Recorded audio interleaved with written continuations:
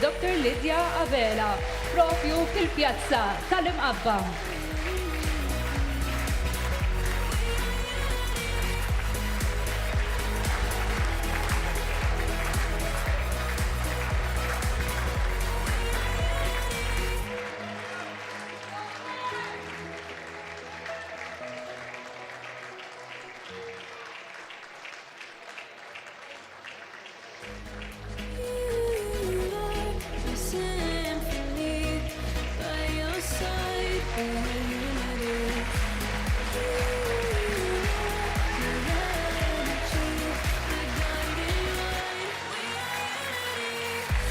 Merba sabiħa mill-kollha preżenti li qiegħda propju hawnhekk fil-pjazza tal-Imqabba.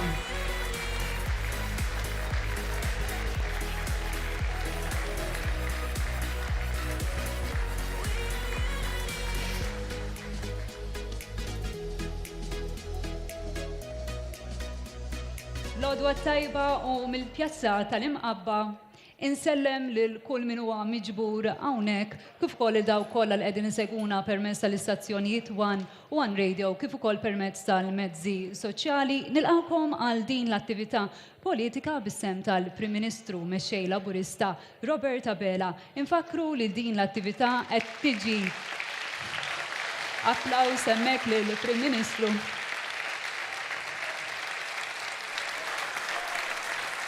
Infakkaru ukoll qabel nagħtu bidu għal din l-attività, infakru li din l-attività qed tiġi imtella propju skont il-protokolli magħruġa mill-awtoritajiet tas-saħħa brabta il-COVID-19. Nagħtu bidu għal din l-attività u nistieden l-ewwel kelliema u kandidata f'isem il-Partit Laburista Dr. Amanda Spitari Greg biex tagħmel id-diskors tagħha.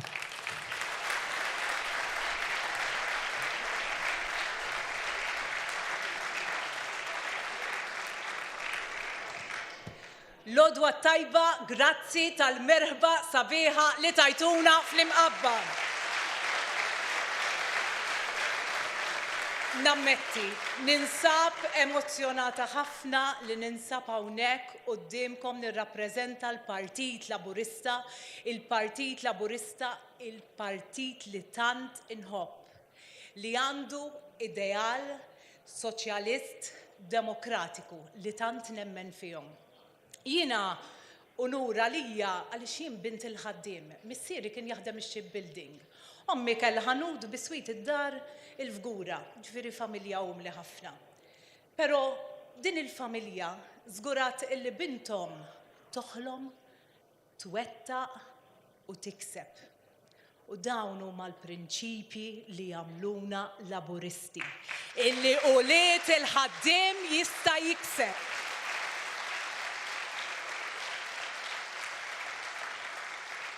Jiena ippermettuli qiegħda hawn nixtieq nirringrazzja minn qalbi lill-ommijietna u l-missirijietna. Għaliex kieku intom ma ħdimtux, kieku intom m'emmintux illi kulħadd jista' jkun kapaċi. Inti minn fejn int, kieku jien minix hawn. Grazzi tal-ħidma kbira li wettaqtu, li bqajtu tiġġieldu minn sena għall-oħra biex dan il-partit baqa' għaddej. Ħdimt f'diversi oqsma f'dan l-istrutturi tal-Partit Laburista, għamilt diversi snin għal aktar minn 21 sena fil-qasam tax-xandir, għamilt ħafna snin ukoll fl-iskejjel tal-Istat nallem u llum avukat. U ħarsa lura lejn l-istorja nara kemm il-Partit Laburista mhux biss jiddefendi l-żgħir iżda wkoll jara li kulħadd jilħaq il-miri tiegħu. Dan hu li jispirana fil-Partit Laburista. Għamilna diversi kisbiet, dejjem konna l-vuċi tal-emarġinat. Ovvjament, ma' żmien kollox inbidel, il-forom differenti, però l-sfidi baqgħu hemm. Kellna l-approvazzjoni tal-akbar budget fl-istorja ta' pajjiżna, grazzi għall Prim Ministru Robert Abela. X'ingħidu? $70 miljon fil-bwiet tal-Maltin u l-Awċin kollha. U jiena nitbissem meta nisma' hemm min qalilna li daw is-$70 miljon biex nixtru l-voti.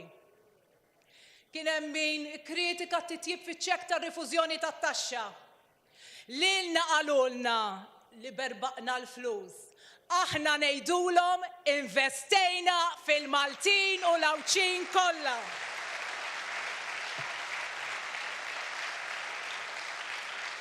Kien hemm min l-iskop ewlieni tiegħu li jiżra l-firda. Aħna poplu maqut wara l-Prim Ministru Roberta Bela li aħna rridu niżraw l-għaqda. Għaliex m'hemmx Malti min-naħa ta' isfel, m'hemmx Malti min-naħa ta' fuq, m'hemmx blu, oranġo, aħmar, isfar. Aħna poplu wieħed, aħna ninġabru wara l-bandiera bajda u ħamra li taqadna bħala pajjiż biex nibqgħu għaddejjin. M'hemmx differenza bejn ħaddiem, m'hemmx differenza bejn professjonist, m'hemmx differenza bejn negozjant.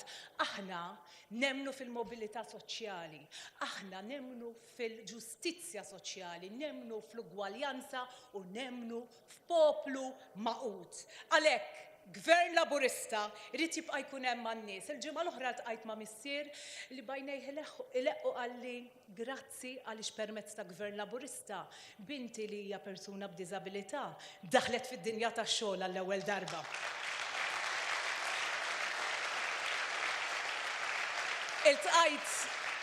Iltqajt ma' dik l-omm illi qalt li kelli diffikultà biex insib bilanċ bejn il-familja u x-xogħol. Imma s-servizz ta' childcare b'xejn għeni biex nerġa' nidħol lura fid-dinja tax-xogħol. Iltqajt ma' familja oħra li qalt li kieku ma kienx Gvern Laburista waqt il-pandemija l-introjtu tiegħi tal-familja tiegħi kien jispiċċa għaliex il-wage supplement għeni biex nibqa' għaddejja. Iltqajt ma' dak il-pensjonant illi qalli li kieku ma kienx Gvern Laburista, il-pensjoni tiegħu għamlet differenza biex mhux darba jew tnejn imma l-aktar minn 7 darbiet żieda fil-pensjoni. Dik il-koppja żagħżugħa illi xtraw l-ewwel darba id-dar u benefikaw mill-benefiċċji. Dak l-anzjan li kellu bżonn mediċina partikolari u kien Gvern Laburista li jagħmililu fil-formularju. Dik il-familja li jibatu lil uliedhom l-iskola u għandhom it-trasport b'xejn. U l-istudenti li jagħmlu l-eżamijiet mingħajr ma jħallsu. Dawn huma l-kisbiet kbar li jagħmel il-Partit Laburista. Il-partit illi ħadem biex ikollna s-saħħa bħala pilastru ewlenija. Is-sigurtà soċjali, però pilastru kbir ħafna li jiena nemmen fih huwa l-edukazzjoni.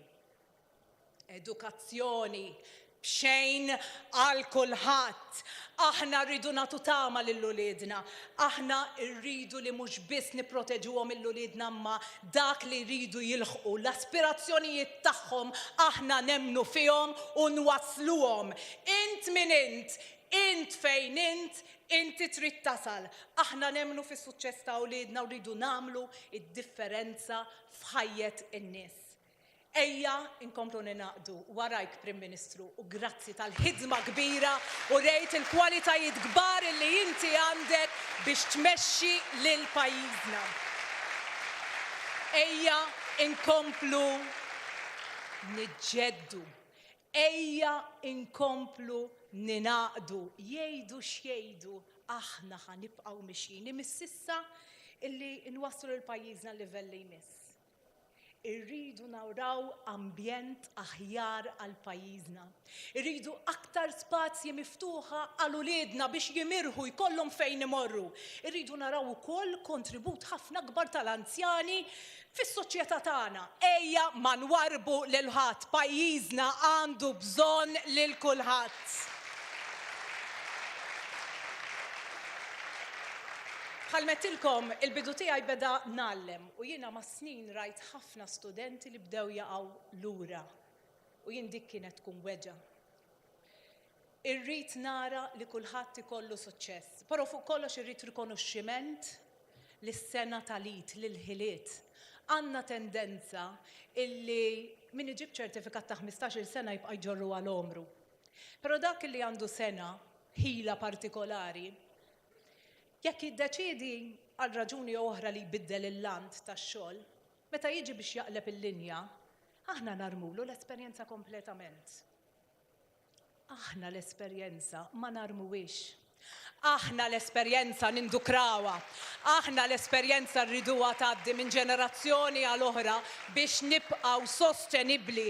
Rridu naħdmu biex kulħadd jibqa' jgħaddi dak li jaf lil ta' warajh.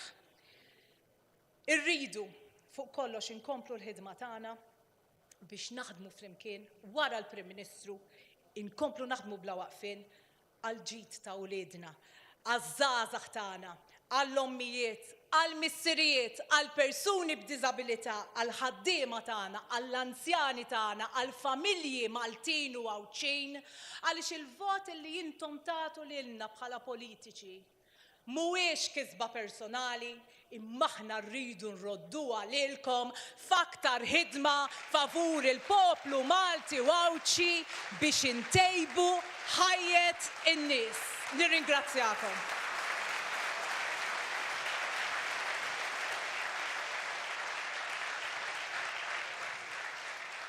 Nirringrazzjaw hemmhekk lil Amanda Spiteri Grek, kandidata f'isem il-Partit Laburista, issa nistieden biex jagħmel id-diskors tiegħu il-Ministru għal Għawdex, Clint Camilleri.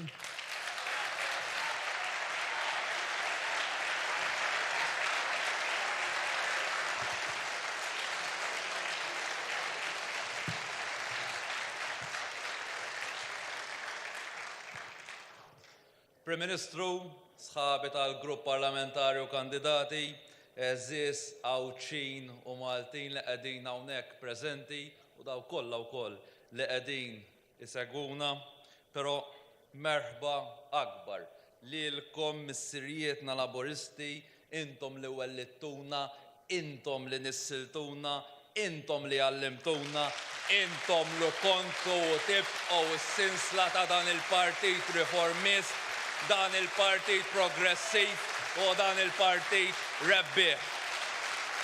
Bib tiegħi, bib tagħna, kemm jiena entużjast dal-għodu li qiegħed propju hawnhekk fostkom nindirizzakom ġewwa Pjazza l-Imqabba. Wasalna qrib it-tmiem ta' leġislatura oħra, qrib it-tmiem ta' leġislatura laburista li tul dawn l-aħħar 9 snin wettaqna riformi bla preċedent f'dan il-pajjiż, kabbarna l-ekonomija ta' pajjiżna għal waħda mill-aħjar fl-Ewropa u iva wkoll konna flimkien magħkom qed immexxu dan l-istess pajjiż fl-ar ċirkustanza li l-ebda gvern qatt iltaqa' magħha. U dan ukoll konna kapaċi nagħmluh għaliex kellna kaptan tajjeb. Kellna kaptan li rridu ngħidu għadna biss żanżan fil-bnazzi. Kaptan li mal-ewwel jiem fit-tmum sab ma' wiċċu mal-temp qawwi li qatt ma rajna bħalu. Kaptan li ddeċieda u mexxa lil dan il-pajjiż tul din il-pandemija sabiex issa wkoll inkunu kapaċi noħorġu minnha u nkomplu mexxin il-qudiem. Kaptan però fil-waqt li wera li tal-ħadit quddiem dan l-isfidi kollha, wara wkoll fejn qalbu. Il-qalb soċjali tal-Prim Ministru Robert Abela li mill-ewwel ġurnata tiegħu kienet dejjem mal-ħaddiem. U għalhekk tul dawn is-sentejn l-ewwel u qabel kollox il-prijorità ta' dan il-gvern kienet is-saħħa tal-poplu u x-xogħol, xogħol il-ħaddiema. U ma nistgħux imbagħad ma nikkumparawx li kieku x'kien jiġri kieku l-establishment tal-Partit Nazzjonalista kienet jiggvernu. Ejja ma ninsewx x'ġara propju lura lejn l-2008 meta pajjiżna kellu sfida li kienet ferm u ferm iżgħar minn dik tal-lum. Fil-waqt li il-gvern, dan il-gvern, lill-familji tagħna tagħhom pakkett finanzjarju wieħed wara l-ieħor b'sosten lill-ħaddiema, b'sosten lill-impjiegi, b'sosten lin-negozji, Gvern Nazzjonalista kien tagħna pakkett ieħor ukoll ta' 5 bozzot. Fil-waqt li dan il-gvern kien żamm anzi stabbli il-prezzijiet tad-dawl, tal-ilma, tal-petrol minkejja żieda internazzjonali fil-fuels. Il-Gvern Nazzjonalista dakinhar mhux biss kien olla bil-qalb il-kontijiet tad-dawl u l-ilma, iżda saħansitra kien wasal li jagħti l-parir lill-familji tagħna sabiex jiexelu jagħmlu l-ħasla matul il-lejl. Meta ħadd ieħor kien propju wkoll friża l-pensjonijiet u għabbiena b'taxxi diretti waħda wara l-oħra. Dan il-gvern f'budget wara l-ieħor baqa' jagħti iż-żieda lill-pensjonanti tagħna mingħajr ebda taxxa waħda li hija waħda. Meta għal sena wara l-oħra pajjiż nara tnaqqis fl-investiment, żieda fil-qatt u fl-ekonomija li kienet staġnata, tu dan l-aħħar snin rajna investiment kapitali bla preċedent u l-akbar ammont ta' impjiegi li qatt ġew ġenerati mill-ekonomija li rnexxielna nagħmlu aħna. U fil-waqt li ħadd ieħor ukoll l-istipendju żammu għal ammont redikolu, dan il-gvern ukoll sena wara oħra żied l-istipendji u l-għajnuniet oħra liż-żgħażagħ sabiex jibqgħu jipprogressaw il qudiem. U dik hija d-differenza ngħid jiena bejn gvern jew partit nazzjonalista li ma' kull sfida għażel l-austerità u li jissikka ċunturin. U l-Partit Laburista li test wara l-ieħor juri l-qalb soċjali tiegħu fejn il-familji Maltin u Għawċin jibqgħu jingħataw il-prijorità. Iżda apparti mill-aspett soċjali, apparti mill-qalb soċjali, id-differenza tidher ukoll fir-riformi li wettaqna. Ejja ma ninsewx li meta ħadd ieħor għalilna li dawk kollha li iż-żwieġ tagħhom għal xi raġuni jew oħra kien falla u li għaldaqstant kienu kkundannati mena għalhom orhom. Dan il-partit għażel l-imħabba fuq id-dwejjaq. Għażel li dawn in-nies ikollhom ukoll it-tieni ċans tagħhom. Meta ħadd ieħor qatt marriet li persuni tal-istess sess ikun jistgħu jingħaqdu f'unjoni ċivili, aħseb wara kemm setgħu jiżżewġu, dan il-gvern għażel l-imħabba u l-għaqda flok il-preġudizzji. Meta ħadd ieħor li l-koppji tagħna li qatt ma setgħu jagħnqu tarbija magħhom għalilhom li m'hemmx tagħmel, dan il-gvern għażel l-imħabba u x-xjenza minflok il-qtieħ tal-qalb. U meta ħadd ieħor ukoll qatt m'għamel xejn fejn jitlu l-persuni b'diżabilità, dan il-gvern emmen li l-abilità tal-persuna tisboq kull diżabilità li persuna jista' jkollha. Però ħbib tiegħi qegħdin hawnhekk ġewwa l-imqabba, ġewwa wieħed mill-irħula tal-5 distrett li naf li forsi wkoll jixbaħ kemm xejn lill-gżira ta' Għawdex, mod partikolari fejn jitlu d-delizzi u tradizzjonijiet li huma parti integrali mis-soċjetà u mill-ħajja tagħna. U dan huwa partit ukoll li mhux talli ma rid qatt li jeqret it-tradizzjonijiet, mhux talli ma jħares l-isfel lejn ċertu setturi fis-soċjetà tagħna, iżda huwa l-partit li dejjem kien it-tarka tad-delizzji u tad-drawiet tagħna. Però biex tkun tista' l-ewwel u qabel kollox tiddefendi t-tradizzjonijiet, trid tkun qalb il-poplu, trid tkun wieħed mill-poplu, trid tkun tħobb il-poplu tiegħek. Ma tistax tirrissenja ruħek il għaliex jiġi xi ħadd minn barra u jgħidilna ma tistax tagħmel hekk u trid tneħħi dik u trid taqta' l-oħra u fil-proċess ikun qiegħed iżarma u jneżża lil niesna mill-identità tagħhom. U bil-fors hawnhekk irid insemmi l-kaċċa u l-insib. Niftakru sew il-wediet fierħa li jagħmlu mexxejja tal-Partit Nazzjonalista fil-passat. Tiftakruhom dawn intom bħal ma niftakarhom jiena. Għax kif sewwa sew ukoll qal il-Prim Ministru fit-tal-jemilu. Dawn juruk id-dabba u jqabżulek il-ħmara. Ħadd ieħor għata qalbu mal-ewwel komunikat mill-Ewropa u baxxa rasu mingħajr reżistenza għaliex l-establishment tal-PM għadha integrata sew fih il-mentalità kolonjali. B'kuntrast, dan il-gvern fejn kellu bżonn jinnegozja, innegozja.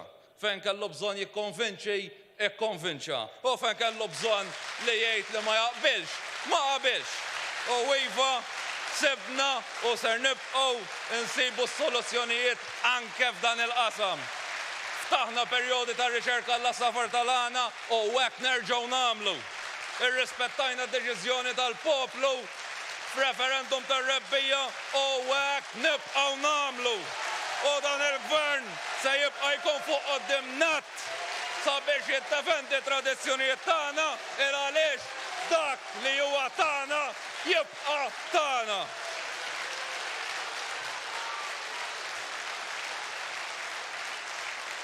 Bebtejaj, kif qal sew il-Prim Ministru ftit tal-ġimgħa ilu, din il-battalja li ġejja qudiemna tibda minn xejn. Bebtejaj, tħallux il-min jipprova jiżra s-sikrana fl-ħalqa tagħna. Ara ma nħallux in-narrattiva tidħol li bil-kemm mhux aħjar dan il-gvern ma jaħdimx għal maġġoranza qawwija. Insaqsikom, u l-kol hawnhekk tiftakru żminijiet meta dan il-partit irridikolah fl-oppożizzjoni. Infakkarkom minn xiex għaddew in-nies, minn xiex għaddejtu intom l-inġustizzji, u dan kollox forsi kellkom xi ftit simpatija lejn dan il-partit. Infakkarkom jekk kienx hemm qatt xi mument li xi ħadd lil dal-partit jew taħ b'xi mod walkover biex ikun fil-gvern. L-establishment tal-Partit Nazzjonalista għadhom bil-mentalità li huma għandhom id-dritt divin li jgvernaw. Aħseb u wara kemm ikun jagħmel sens li nsarħu moħħna bis-service għaliex fil-verità huma pożittivi jew mbagħad b'xi mod nintelqu jew ma nibqgħux iffukati. Dan huma l-istess nies li niftakru li kull wieħed u waħda minna meta kienu fil-gvern kienu jiddettaw b'arroganza. Dan huma l-istess nies li xi naħarsu lejna isuna bħala il-komuni, bħala il-persuni li forsi għandna xi ħaġa inqas minnhom li aħna maħniex kapaċi daqshom u li aħna ċittadini tat-tieni klassi. Issa jekk dawn l-istess elit l-sezzjoni mill-partitarji tagħhom li jidrilhom li mhumiex ta' kalibru bħalhom iqisuhom bħala tat-third tier. Aħseb wara x'jaħsbu fuqna. Min jaf kemm il-darba smajtuha u qalulkom li aħna l-ħamalli, aħna ħamalli. Taf għaliex imma aħna jew iqisuna aħna l-ħamalli. Għax ħadd minnkom hawnhekk, ħadd minnkom li qegħdin tisamgħuna, ħadd minnkom ma sab is-sodda mifruxa. Iżda kollha kemm intom kellkom taħdmu bil-sinkom barra sabiex taslu fejn wasaltu llum. Però ħbib tiegħi li ma jafux hija li dik hija s-saħħa tagħna, li dik hija r-reżiljenza tagħna, li dik hija l-enerġija tagħna, li kull wieħed u waħda minna minn dan il-grupp parlamentari, minn dawn il-kandidati, kull wieħed u waħda minna ġejjin minn fostkom, ġejjin minn ġewwa t-toroq tal-irħula tagħna, ġejjin minn fost il-familji li blara ta' xbinhom rabbewna, edukawna u tawna dak kollu li huma ma setax ikollhom sabiex birtija qegħdin hawnhekk immexxu dan il-pajjiż tant għal qalbna. U għalhekk bibtijaj dan id-diskors li qed ngħidulkom ġej mill-qalb ta' tifel tal-ħaddiema, mill-qalb ta' student li meta kien jistudja kellu jaqta' bisnienu u kellu wkoll jerfa' xi ftit botti. Żagħżugħ minn partit li il-partit mbagħad taħ estensjoni wkoll tal-familja tiegħu għal daqstant intom il-laburisti ta' dejjem, intom li naqadtu magħna u intom li ser tibqgħu tinaqdu magħna dal-moviment. Fl-elezzjoni li ġejja nażla x'namlu. Għażla jekk dak kollu li ħdimna għalih nitilfuhx jew inkompluhx. Għażla jekk il-ġid li sar jisfumax barrieħ jew inkatruh. Għażla jekk irridu x'kaptan li kapaċi jsalpa fil-maltemp jew kaptan nofs kedda.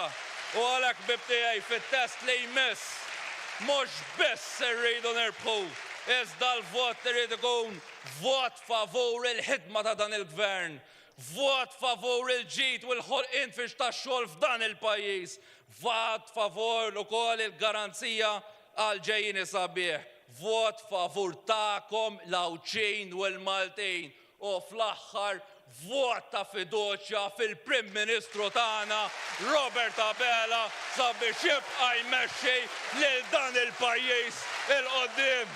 Grazzi.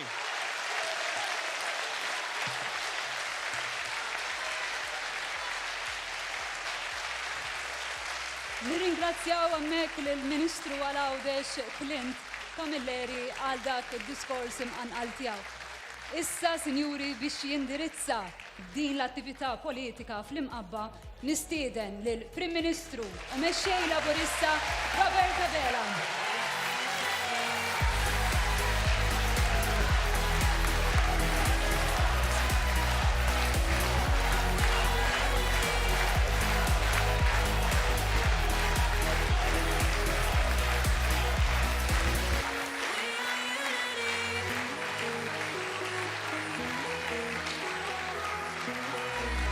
Grazzi mqabba!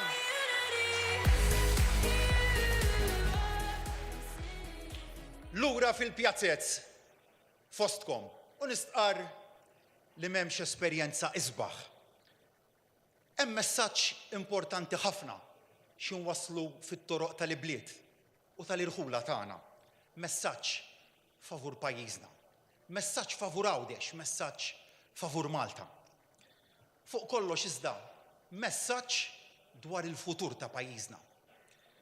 Dwar kif qed nippjanaw lil Malta għal uliedna biex pajjiżna ikun wieħed isbaħ fejn tgħix aħjar fih. Stennew issa li ħaddieħor il-ħbib tagħna tal-Oppożizzjoni se jitkellmu aktar fuq il-passat. Dak jagħmlu minn m'għandux joffri għall-futur. U forsi l-akbar tentazzjoni tagħna, inkluż tiegħi l-ewwel wieħed kultant tkun illi nfakruhom fil-passat tagħhom. U hemm ħafna u ħafna jkolli ngħid infakruhom dwar il-passat tagħhom. Iżda l-akbar bżonn għandu pajjiżna illum huwa li nitkellmu dwar il-futur tiegħu. Għax aħna għalhekk qegħdin hawnhekk biex nibnu l-Malta li rridu għal uliedna. Jekk imbagħad hemm xi ħaġa tgħid l-ikbar element li jagħtik sodisfazzjon fil-politika.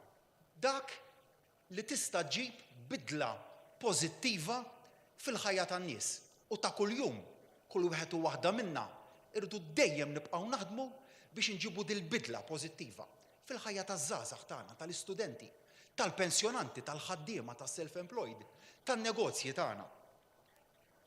Li twettaq il-bidliet imbagħad.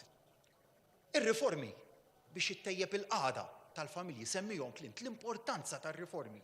Tejjeb il-qagħda tal-familji tan-negozji u toffri futur aħjar lil kulħadd ġej milli ma faxxa ġej tas-soċjetà tagħna. Mill-pensjonanti għan-negozji għaż-żgħażagħ.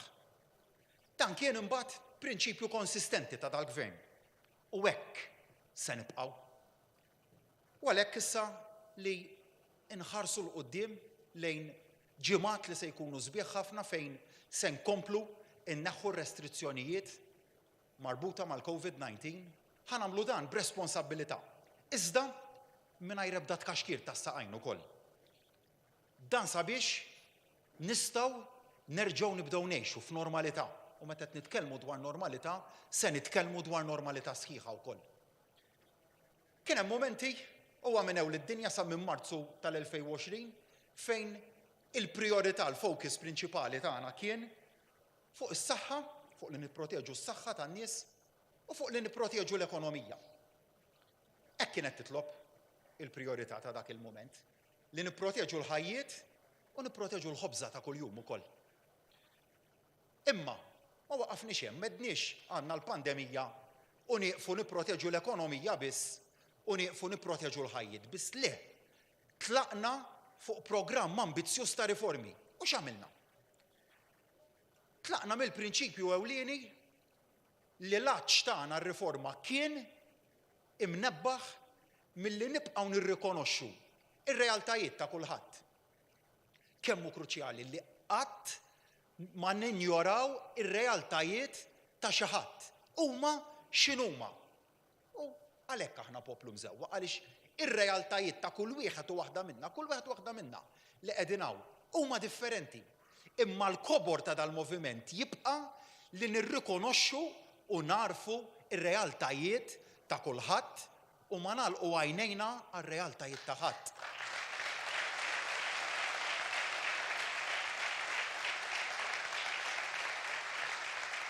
Il-futur tal-pajjiż huwa mibni fuq l-aspirazzjonijiet taċ-ċittadini tagħna.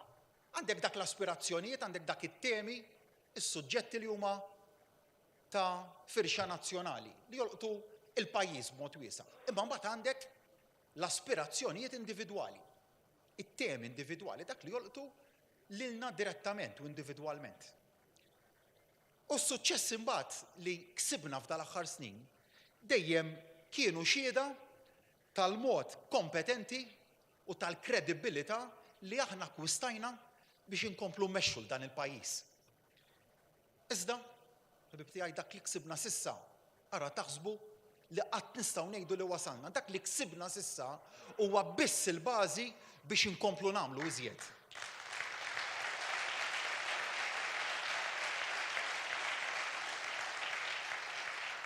Mingħajr in-nies dal-moviment m'huwa xejn. Huma n-nies li jagħtuna s-saħħa biex immexxu u t-tmexxija ta' dan il-partit, ta' dan il-moviment tkun iffukata fuq in-nies.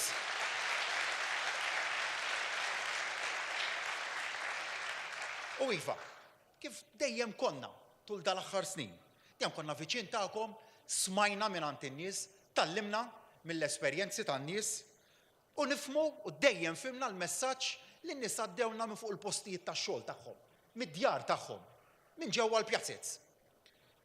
Hekk kienu dak il-messaġġi li rċivejna mingħand in-nies li wasluna biex din il-ġimgħa ħadna dik id-deċiżjoni tant importanti li ninvestu 70 miljun euro ieħor fin-nies.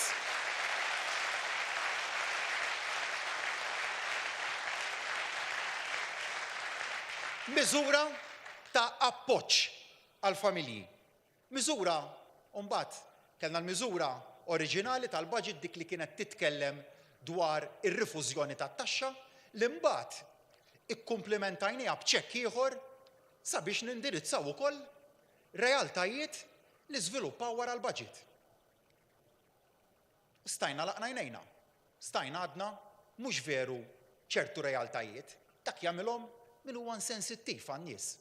Imma li aħna dejjem konna sensittivi għal bżonnijiet tan-nies, sensittivi għal kif ir-realtajiet kif jevolvu jolqtu lin-nies, ħassejna li kellna nintervjenu biex nerġgħu insostnu il-ħaddiema u lill-familji.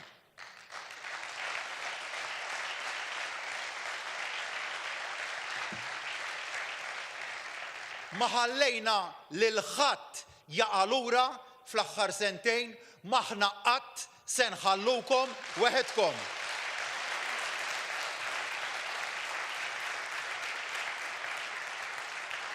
U ħbib tiegħi kellna sfidi f'dal aħħar sentejn, kellna sfida wara sfida wara sfida imma ma qtajna qalbna qatt.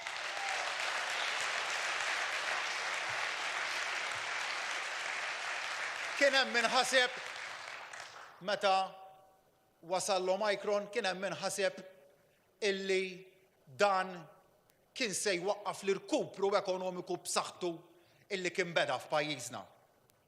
Kien hemm diskors li l-gvern issa spiċċawlu r-riżorsi finanzjarji u l-unika triq li kien fadlilna kien li nibdew innaqsu s-sosten lin-negozji u lill-familji kemm marru żmerġ.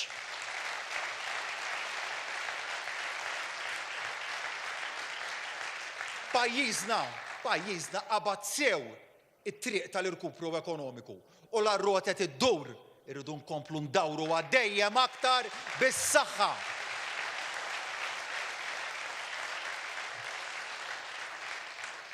Fil-bidu tal-pandemija niftakar Marzu tal-2020 kellna it-tnedija ta' wieħed mid-diversi pakketti finanzjarji li konna nidejna biex ngħinu n-nies u kont tħaddid dakinhar fuq war chest mimli. X'inhu l-war chest? Ir-riservi finanzjarji tal-pajjiż. Kienu mimlijin dar riservi finanzjarji għaliex sa mill-2013 il-qudiem konna qlin. Konna qlin biex ġemmajna għal meta seta' jinqala l-maltemp. Kif fil-fatt inqala. Konna tkellimna wkoll li għalkemm il-war chest kien b'saħħtu ridna nkunu waqlin kif inqasmuh biex niżguraw li nwasslu sal-aħħar. Hekk ħdimna u hemmhekk wasalna. U għax imbagħad ħdimna bil-għaqal minn Marzu il-qudiem mill-prinċipju mnebħa mill-dal-prinċipju tant importanti li ma nħallu qatt il-pis jiġi merfuħ min-nies, x'għamilna? Fl-aqqa l-kriżi li qatt tirrinfaċċat id-dinja żgur mit-tieni gwerra dinjija sal-lum. Illum għaddew sentejn. Sentejn ta' appoġġ kontinwu, xahar wara xahar wara xahar. Nsemmi l-weight supplement waħdu. Investejn hemmhekk mijiet ta' miljuni ta' euro. Miżura waħedha l-weight supplement waħdu. Imma llum flok qegħdin f'qagħda kif qalulna tan-naħa l-oħra li se nkollna innaqsu. Qalulna jkollkom tnaqsu l-weight supplement, naqsu miżuri oħrajn. Illum għadna f'qagħda li nistgħu nżommu s-sosten kollu u kif għamilna din il-ġimgħa għaliex ħassejna li kellna inżidu fuq dak is-sosten hekk għamilna. 70 miljun euro ta' investiment dirett għand in-nies.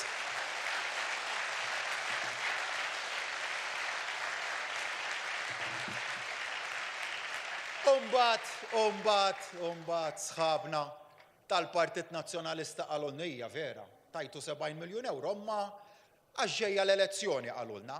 U jiena ġibhom u ngħidilhom mela ilha ġejja l-elezzjoni għax ilna sentejn sħaħ insostnu u ngħinu lin-nies kull waqt. U jekk il-poplu jerġa' jafdani bit-tmexxija tal-pajjiż, hekk se nibqa' nagħmel, se nibqa' ninvesti fin-nies, se nibqa' nimbotta il-qudiem ir-riformi min issa nikkuntenta b'dak li ksibna għaliex nemmen li nistgħu niksbu ħafna u ħafna iżjed.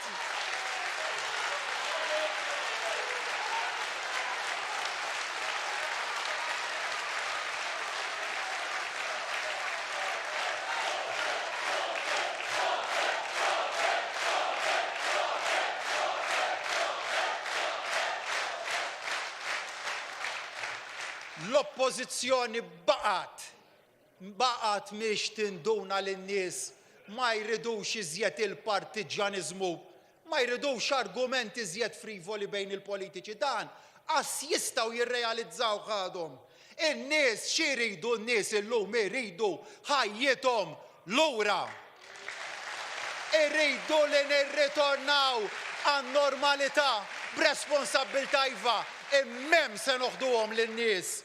Irridu jaraw in-nies li l-pajjiż ikollu ambjent ekonomiku li jikber u li joffri dejjem iżjed opportunitajiet. Irridu jgħixu n-nies f'pajjiż isbaħ.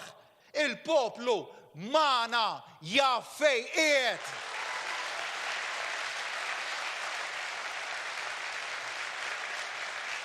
Is-sostenn u da s-sostenn li tajna dil-ġimgħa mhuwiex biss dwar il-preżent, huwa dwar il-futur, daqskemm huwa wkoll dwar il-preżent. Għax meta tagħti inti tajna 70 miljun euro injezzjoni fl-ekonomija tagħna. Xi tfisser din? Tfisser li qed inkunu qed ngħinu iżjed biex ir-rebbija tajba li se jkollna u se tkun rebbija tajba ħafna inkomplu nagħmluha iktar b'saħħitha għan-negozji, għall-familji tagħna. U waraw ftit.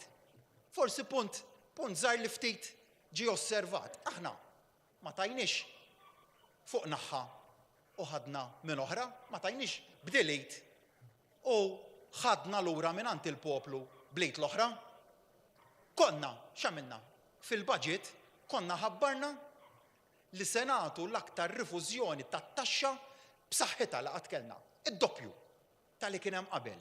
Jiġifieri meta qed nitkellmu dwar iċ-ċekk ta' rifużjoni tat-taxxa qed nitkellmu sa ċekk ta' €140. Joħdu għall-ħaddiema kollha dir-rifużjoni. U għaliex? Għaliex nemmnu li rridu ninċentivaw il-bżulija u li l-ħaddiema nimmotivawhom ħajaħdmu iżjed u iżjed u iżjed. Imma x'hemm minna wkoll? Hemm minna li ridna nagħtu stimolu ġdid lill-ekonomija tagħna f'mument fejn iva diġà qed tikber imma rriduha tkun iktar b'saħħitha. L-istess kif għamilna meta għal żewġ okkażjonijiet fix-xhur li għaddew nidejna l-iskema tal-vouchers. L-istess prinċipju. Dit-darba irriformajna kemm xejn il-kunċett tal-vouchers billi fil-waqt li l-vouchers kienu limitati għal setturi partikolari, dit-darba għadna ejja ħanatu injezzjoni ekonomika fl-ekonomija tagħna li tolqot il-firxiet kollha tas-setturi tan-negozju tagħna. Imbagħad kien hemm it-tieni raġuni għaliex ħassejna l-ħtieġa li nagħtu din il-miżura. Hemm realtajiet li żviluppaw waqt il-pandemija. Ir-realtà internazzjonali ta' żieda fil-prezzijiet ta' prodotti essenzjali. Stajna laqna jnejna. Imma ma għamilniex hekk għaliex sensittivi għal bżonnijiet tan-nies. U hija sfida kbira din. L-isfida internazzjonali qed naraw madwarna madwar id-dinja x'qiegħed jiġri. Imma l-isfidi aħna qatt ma bżajna minnhom, mhux talli ma bżajniex mill-isfidi, talli llum tallimna kif kull sfida naqilbuha f'opportunità.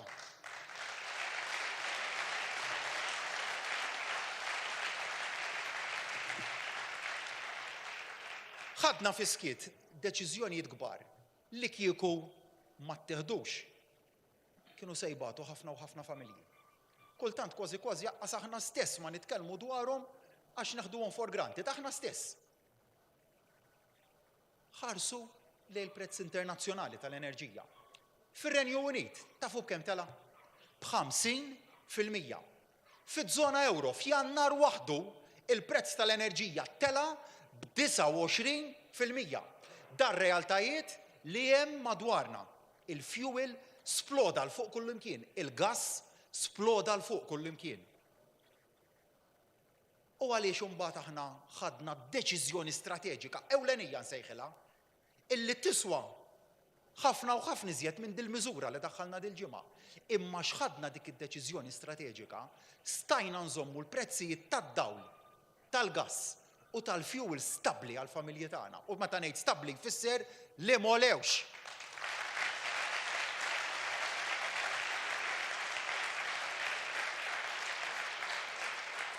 U hawnhekk irrid nagħti ringrazzjament partikolari il-Ministru Mirjam Dalli tal-ħidma kontinwa tagħha u tad-dedikazzjoni u tal-ħila biex żgurat li f'kull waqt il-prezz l-għoli tal-prezz tal-enerġija qatt ma jerfa' rasu.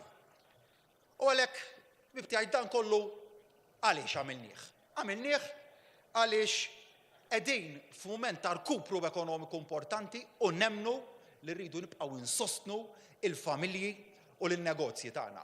Mhux bħal ta' qabilna x'għamlu f'kriżi fermiċ kien semmija Clint bil-bozzozz ħarġu imma x'għamlu kemm żidu l-pis tat-taxxi, kemm żidu l-pis tal-kontijiet ftakru biex ma ninsew qatt x'għamlu ta' qabilna ftit ta' snin ilu meta kellhom kriżi ekonomika ma kellhomx pandemija medika, kellhom kriżi ekonomika fermiċ kien minn dik li għandna llum imma tajjeb li wieħed jagħmel dan il-paragun. Mbagħad għalhekk fejn tidħol id-distinzjoni ċara bejn il-politika ta' dan il-moviment u l-politika tal-passat li huwa ankrat magħha Bernard Grech. X'irid joħodna? Fejn irid joħodna? Irid joħodna għal żmien Tonio Fenek rajniha dil-ġimgħa. Wara li nidejna dil-inċentiva b'saħħet tal-Ministru, l-eks Ministru Tonio Fenek ħass li kellu jerġa' jitkellem. Ħanfakkarkom imma l-ewwel x'qal il-kap tal-Oppożizzjoni ftit ta' xhur ilu biss fuq l-isfida tal-enerġija. X'kien qal? Ftakru ftit x'kien qal. Kien qal jekk il-prezz tal-enerġija jola internazzjonalment, allura ikollu jola f'Malta. Mela hemmhekk għandkom l-ewwel proposta ta' Bernard Grech. Se jolli l-kontijiet.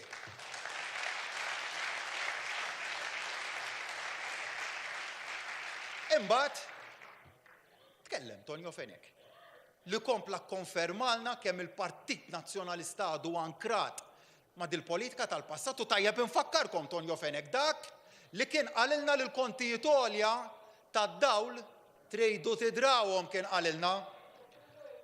U x'qalilna? Ħareġ jikkritikana, jattakkana għax tajna 70 miljun euro lill-familji. Hawn id-differenza likom fuq naħa l-politika tagħna li tħares lejn il-futur, li tagħti l-inċentivi, li żomm il-prezzijiet stabbli biex inkomplu nsaħħu l-flus fil-but tan-nies, nkomplu nsaħħu l-irkupru ekonomiku, u fuq in-naħa l-oħra il-politika ta' Bernard Grech li l-investiment fin-nies isejjaħlu dberbeq ta' flus u l-kontijiet għalih jekk jolew barra minn Malta jolew għalina wkoll. Dik id-differenza ewlenija. Imbagħad ngħidilkom ħaġa waħda. Kieku kellna nħallu f'idejn dit-tip ta' politika ta' Bernard Grech, tafu x'kien ikun ifisser għalikom? Kien jiġri dak li qed jiġri madwarna. Kull familja f'kontijiet tal-enerġija waħedhom kien ikollha żieda ta' 500 euro fis-sena fil-kontijiet. Dik hija r-realtà. Li kieku aħna bħala gvern ma intervjenejniex u sostnejna fejn kellna nsostnu, kull familja f'prezz tal-enerġija waħdu kienet tħallas 500 euro iżjed fis-sena. Imbagħad forsi hemm min ħaseb, forsi hemm min għadu qed jaħseb ukoll. Li se neqfu hawn. Kemm sejrin żball. Pajjiżna du jiflaħ. U se nużaw ir-riservi, dak ir-riservi li ħadna naħseb li nġemmaw tul is-snin bil-għaqal biex nilqgħu għal kull sfida li tiġi qudiemna.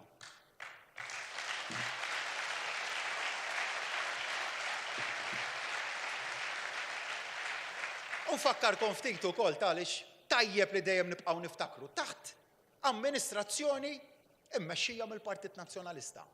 Bejn baġit u ieħor, x'konna nirċievu? Xi kontola? Taħt dal-gvern bejn baġit u ieħor tafu x'nistennew? Xi ċekk ieħor iżjed minn dak li nkunu ħabbarna diġà fil-baġit. U hekk għamilna ċekk ta' 100 euro għal ħaddiema u għall-istudenti tagħna. Ċekk ta' 200 euro għal pensjonanti u għal dawk bil-benefiċċji soċjali. ċekkijiet li jiżdiedu mal-għajnuna b'saħħitha li diġà konna tajna fil-baġit u minn qalilna li tajna kollox għax qabel l-elezzjoni ngħidlu stenna ftit ħalli tara xi pjan ambizzjuż għandna l wara l-elezzjoni. Dan il-partit għadu fl-aqwa tiegħu, għadu mimli bl-enerġija, għadu mimli bl-inizjattiva, għadu mimli bl-idejat.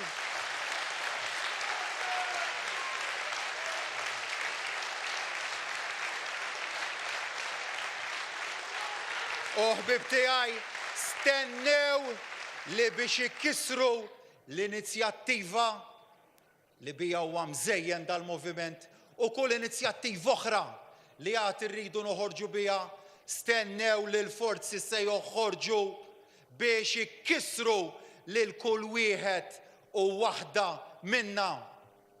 Hekk se jiġri iżda hemmhekk fejn dal-forzi se jsibu moviment maqut, se jsibu moviment kompatt, se jsibu moviment iffukat biss fuq li jibqa' jagħmel il-ġid tal-pajjiżna. Imbagħad jien nipprova nifhem lil din l-oppożizzjoni. Sal-lum għadni ma jirnexxieli nifhem xejn. minn dak li jgħidu anka fi qasim qar fil-kritika ma jkunu konsistenti. X'qalulna? Qalulna tajtu l-loqom. Mbagħad ftit wara qalulna se tfallu l-pajjiż. Mela ddeċiedu, jew tajtu l-loqom jew se tfallu l-pajjiż bli tajtu. U jien ngħidilhom li la tajna l-loqom u laqqas se nfallu l-pajjiż. Tinsewx iżda ħaġa waħda li l-oppożizzjoni qatt ma tista' tifhem il-politika tagħna għax hemm differenza kbira fil-politika ta' dal-moviment u fil-politika li tħaddan l-oppożizzjoni immexxija minn Bernard Gregg. Aħna x'nemmnu? Nemmnu li l-investiment fin-negozji u fil-ħaddiema huwa żejt tal-aqwa magna ekonomika li hemm fl-Ewropa, l-magna ekonomika tagħna. Ħadd ieħor l-investiment fin-nies jgħid li huwa irresponsabbiltà u tberbieq ta' flus. U għaliex stajna nsostu dan kollu? Stajna nsostu dan għaliex l-investiment li għamilna fin-nies u fin-negozji tal-frott qabel ma saħansitra aħna stess bassarna. Idħul tal-gvern rajna li spara l-fuq. Dawk in-nies li kienu fuq benefiċċji soċjali dejjem qegħdin niżlin. U nidejna sensiela ta' miżuri ta' sapport tan-negozji tagħna li llum saħansitra għandek in-negozji tagħna li qed jgħidulna lanqas għandna bżonnhom għaliex qed nirkupraw bis-saħħa. U din tfakkarni mbagħad f'ħaġa oħra li kienu jgħidulna ta' qabel l-2013. Kienu qalulna li jekk inraħsu il-kontijiet tal-enerġija kienu ikollna nitolbu bailout ftakruha. U jien ngħidilhom li la tlabna bailout dakinhar u wisq inqas se nitolbuha issa. Konna u se nibqgħu l-aktar pajjiż fl-Ewropa li jenna lin-nies għax aħna tan-nies u man-nies.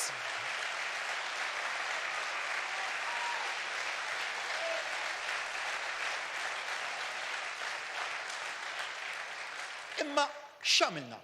X'għamilna ħansemmi ftit min x'għamilna f'dal-aħħar sentejn biex inkunu man-nies waqt pandemija. Iffokajna primarjament iva fuq it-tmexxija tal-pandemija li llum ratna ikollna handling b'suċċess kemm fuq lat ekonomiku u kemm fuq il-lat tal-protezzjoni tas-saħħa. Imma ma waqafniex hemm u ħansemmi llum dal-ftit miżuri, ftit mill-ħafna miżuri li għamilna. Insemmi l-implementazzjoni ta' tnaqqis tar-rata tat-taxxa fuq l-overtime u fuq il-ħidma part-time. Dan għamilnieh għaliex irridu ninċentivaw lil ħaddiema sabiex jaħdmu iżjed. Tejjibna mbagħad il-kundizzjonijiet tax-xogħol ta' għexieren teluf ta' ħaddiema fil-forzi dixxiplinati. Insemmi il-Korp tal-Pulizija, insemmi l-Gwardjani tal-Ħabs, insemmi il-ħaddiema tal-protezzjoni ċivili, insemmi l-armata tagħna dak is-soldati li sħabna Jason Azzopardi, Joe Ellis u Beppe Fenekadami rridu jixħtuhom il-ħabs. Irriformajna riforma kbira fil-liġijiet tal-kera. U nfakkar jiena xi riforma tal-ħabba gozz kienu għamlu ta' qabilna fl-2009 fejn ħallew eluf ta' persuni ma jafux x'se jiġri mill-futur tagħhom. Aħna milna riforma bla preċedent li l-pis tagħha ma xħetniex fuq in-nies, ma xħetniex fuq l-inkwilini, ma xħetniex fuq is-sidien imma refgħu il-gvern. U tajna serħan il-moħħ kemm lis-sidien tal-proprjetajiet kif ukoll lill-inkwilini. U ma waqafniex hemm.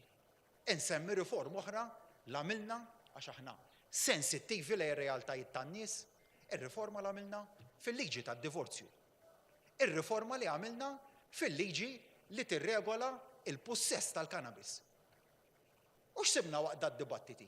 Sibna oppożizzjoni illi qablet fuq ħaġa waħda biss. Li ma setgħetx taqbel magħha nfusha. Dawk ir-realtajiet li kellna.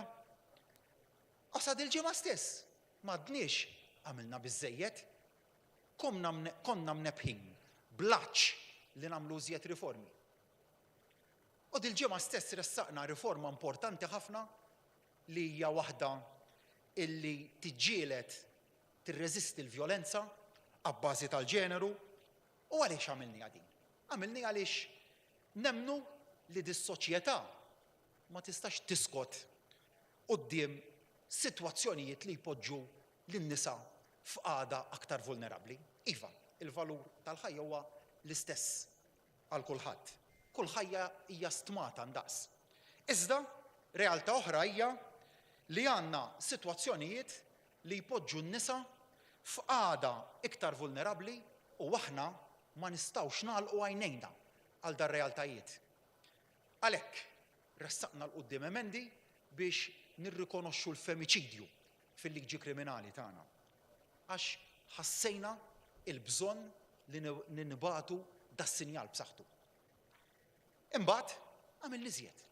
Introduċejna aktar mediċini fuq il-formularju, jiġifieri mediċini bla ħlas.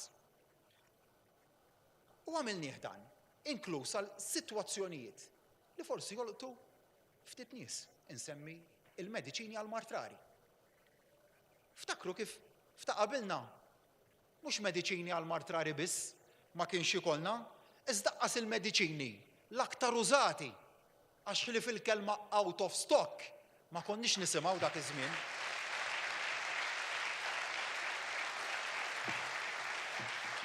Imma tgħidu li f'dar riformi kollha li semmejt x'hemm komuni.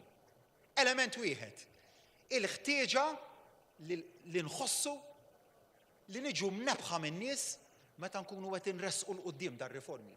Il-ħtieġa li nibqgħu nisimgħu mingħand in-nies, il-ħtieġa li nibqgħu viċin ir-realtajiet, id-dbatijiet li għandhom imqarji jekk pocket żgħar tas-soċjetà tagħna imma rridu dejjem nibqgħu sensittivi u dejjem nibqgħu nresqu l-bidliet il-quddiem. Iżda daw kollha ħbib tiegħi huma kollha affarijiet li ma nistgħux nieħdu for granted. Meta lek jasal il-mument tal-għażla, irridu mmorru nagħtu sinjal ċar favur daw l-inizjattivi u favur inizjattivi oħra li għad irridu nagħmlu għax minu kontra kollox u minu kontra kulħadd inkunu qed nissugraw kollox.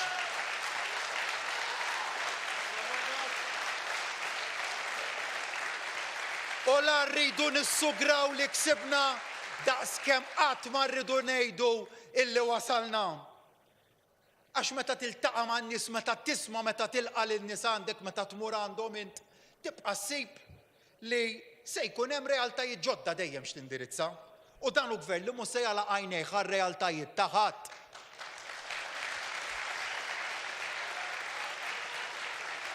Bl-istess mod li bih ma laqniex għajnejna għar-realtajiet ta' din lokalità kif ukoll tal-madwar. Nemmen li qatt daqs dawn l-aħħar 5 snin ma ressaqna l-quddiem proġetti pożittivi li jolqtu l-lokalitajiet ta' dan il-distrett. U ħanibda ħansemmi wkoll ftit minnhom ta' dal-proġetti li għamilna għal 5 distrett. Għalaqna t-tankijiet f'Biżebbuġa tal-31 ta' Marzu. Bdejna wkoll il-proġett tal-ispazju miftuħ f'Benajsa.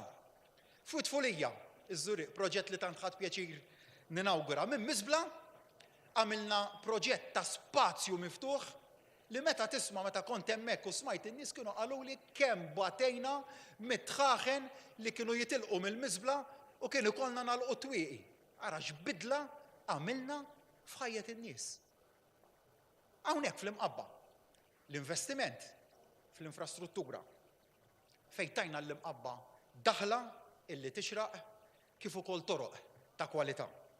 Insemmi mbagħad il-proġett tax-xogħol to ship illi se jkun hemm f'Biżebbuġa fil-Freeport fejn mhux biss se titjieb b'mod sostanzjali il-kwalità tal-arja f'Biżebbuġa imma wkoll fil-madwar. U għaliex ibba? Għal darb'oħra mnebħa mill-prinċipju li għalina Għawdex u Malta kull lokalità hija importanti ugwalment. Gvern immexxi mill-Partit Nazzjonalista x'kienet tfisser? X'kienu jfissru dan naħat? Postijiet biex tabbihom b'aktar piżijiet.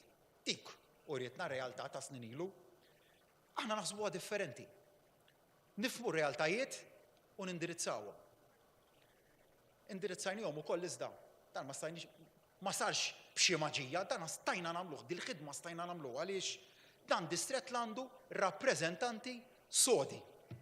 Rappreżentanti tagħkom li jaħdmu ta' kuljum, numru ta' deputati li jaħdmu kuljum, u forsi jien nista' nkun l-ikbar xut ta' kemm jitkellmu u ta' kemm jaħdmu għalikom.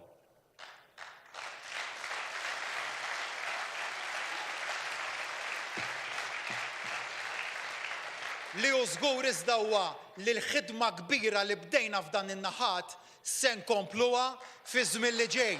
Se nagħtikom il-kelma tiegħi dwar dan.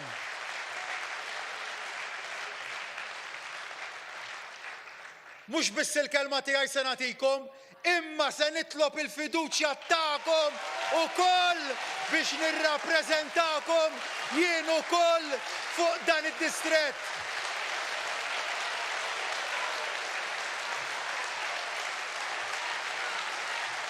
Għax irrid nagħtikom il-garanzija personali tiegħi li dak il-ħafna li bnejna se nkomplu nibnu fuqu.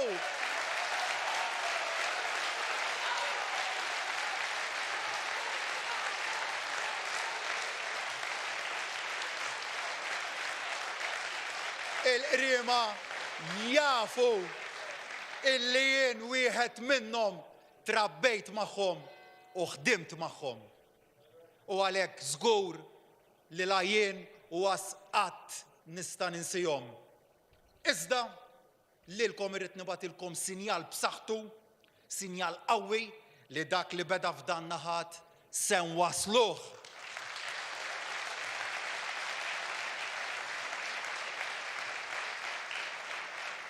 Ħbib tiegħi l-elezzjoni qiegħda mhux aktar il-bot minn 4 xhur millum. Hija elezzjoni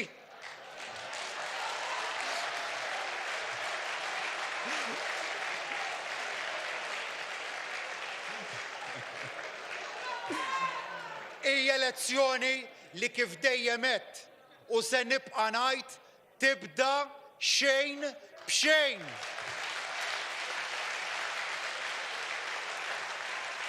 Aħna rridu naħdmu ta' kuljum biex nirbħu l-fiduċja tan-nies.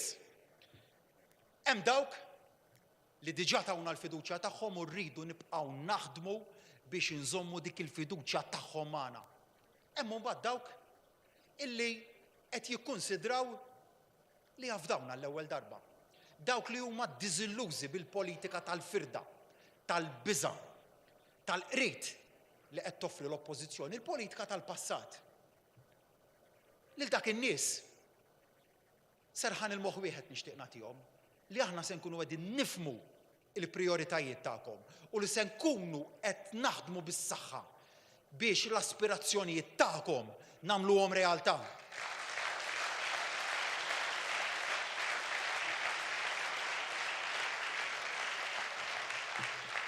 Iżda mbagħad nifhem ukoll iva li hemm min irid iwasslilna messaġġ lil dak in-nies iridu nisimgħuhom.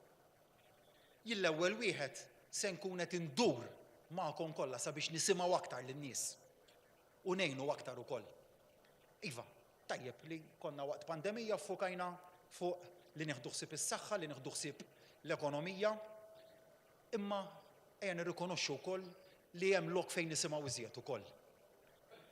Hemm min qed iħoss li ma smajniex biżżejjed. Aħna magħkom kellmuna u għejdulna fejn nistgħu ngħinukom aktar. Fejn dan ma nagħmluhx jibqgħu wasluh il-messaġġ ħalli niżguraw li nkunu magħkom u li ngħinukom. U tgħiduli imma għaliex l-importanza li tibqa' tisma' n-nies? Għaliex minn hemm li tista' tibqa' tirriforma l-pajjiż u lil dal-pajjiż aħna rridu nibqgħu nirriformawh.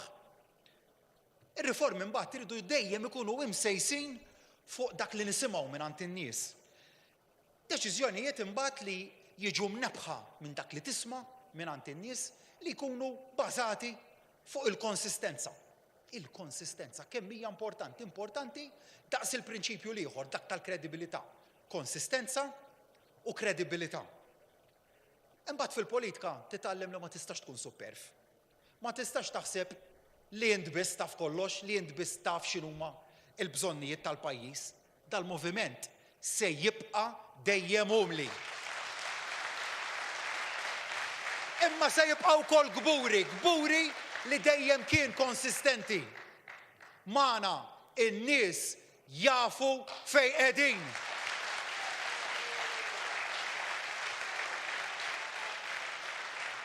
Ibib tiegħi mhux biss in-nies jafu magħna fejn qegħdin imma n-nies jafu li aħna magħhom.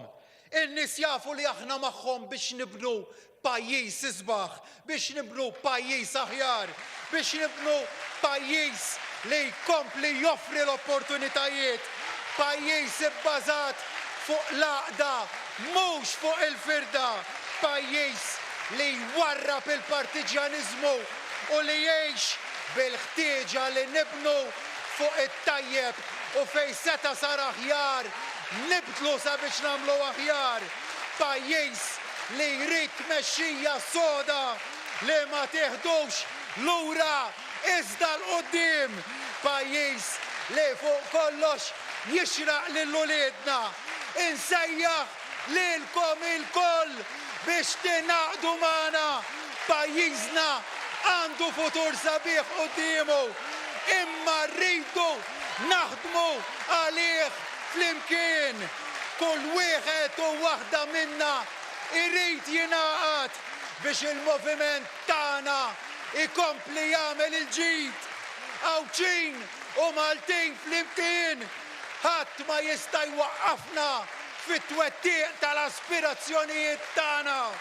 Flimkien nistgħu nibqgħu inkomplu nibnu il-pajjiż tas-suċċess. Flimkien nistgħu inkomplu niksbu dak li sissa għadna ma ksibniex flimkien. Nirringrazzjakom.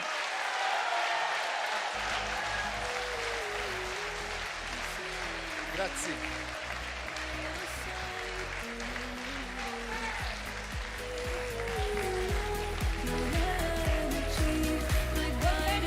Ringrazzjaw lill-Prim Ministru mexxej Laburista Robert Abela għal dak id-diskors tiegħu din l-attività politika fil-Pjazza tal-Imqabba. Nirringrazzja lil kull min kien preżenti hawnhekk kif ukoll min segwina permezz tal-mezzi tal-komunikazzjoni u diġitali. Nistednukom biex tingħaqdu magħna l-attività politika oħra bħall ġimgħa fil-lokalità ta' Ħaltarxin. Nawguralkom il-kumplament tal-ħatti tajjeb, insellmilkom u niltaqgħu fl-attività politika li jmiss.